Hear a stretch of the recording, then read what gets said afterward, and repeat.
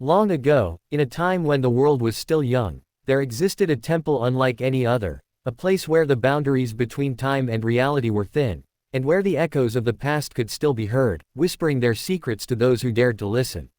The temple was hidden deep within a remote and forgotten valley, surrounded by towering mountains and dense forests that had long been untouched by human hands. The few who knew of its existence spoke of it in hushed tones, for the temple was said to be a place of great power, where the past, present, and future converged in ways that were beyond human understanding. For centuries, the temple remained undisturbed, its secrets guarded by time and nature. But that all changed on the day that a lone traveler, a man by the name of Kale, stumbled upon it by chance. Kale was a wanderer, a seeker of lost knowledge and forgotten truths. His journeys had taken him to the farthest corners of the earth, to places where others feared to tread. But never had he encountered anything like the temple. It was late one afternoon when Kale first saw the temple, nestled among the crags of a high mountain pass. The setting sun cast long shadows over the valley, and the air was thick with the scent of pine and earth. As Kale approached, he could feel the weight of the temple's presence, as though it were calling to him from across the ages.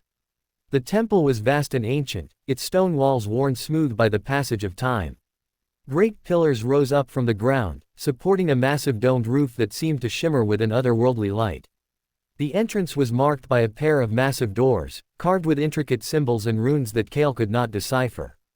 As he stood before the doors, Kale felt a strange sense of anticipation, as though he were on the verge of uncovering something truly extraordinary. With a deep breath, he reached out and pushed the doors open, stepping into the darkness beyond. The interior of the temple was vast and silent, the only sound the echo of Kale's footsteps on the cold stone floor. The walls were lined with rows of ancient statues, their eyes seemingly following Kale as he moved deeper into the temple. At the far end of the chamber, a great altar stood, bathed in the faint glow of the setting sun. But it was not the altar that drew Kale's attention. Instead, it was the strange symbols that were etched into the floor, forming a vast, intricate pattern that seemed to pulse with a life of its own. As Kale approached, the symbols began to glow, filling the chamber with a soft, golden light. Kale knelt down, tracing the symbols with his fingers. They were unlike anything he had ever seen before, their meaning lost to time. But as he studied them, a strange sensation began to wash over him, a feeling of being watched, of being pulled into something far greater than himself. And then, without warning, the air around him began to shimmer, and the symbols on the floor began to shift and change. The walls of the temple seemed to dissolve, replaced by a swirling vortex of light and sound. Kale felt himself being pulled into the vortex, his senses overwhelmed by the rush of energy that surrounded him. When the world finally stopped spinning, Kale found himself standing in a place that was both familiar and alien. The temple was gone, replaced by a vast, open landscape that stretched out as far as the eye could see. The sky was a deep, unnatural shade of blue, and the air was thick with the scent of flowers and herbs. Kale looked around, trying to make sense of his surroundings. But before he could take a step, a voice spoke from behind him, clear and resonant. "Welcome, traveler. You have crossed the threshold of time and entered the realm of the echoes of eternity." Kale turned to see an old man standing before him, his eyes gleaming with a wisdom that seemed to transcend time itself. The man was dressed in simple robes, his face weathered and lined with age. But there was a power in his presence, a sense of authority that commanded respect. The old man introduced himself as Amen, the last of the temple's guardians.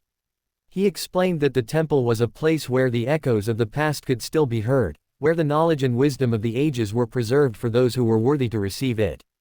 Amen led Kale through the landscape, explaining that the echoes of eternity were the remnants of ancient events and memories that had been imprinted upon the fabric of reality.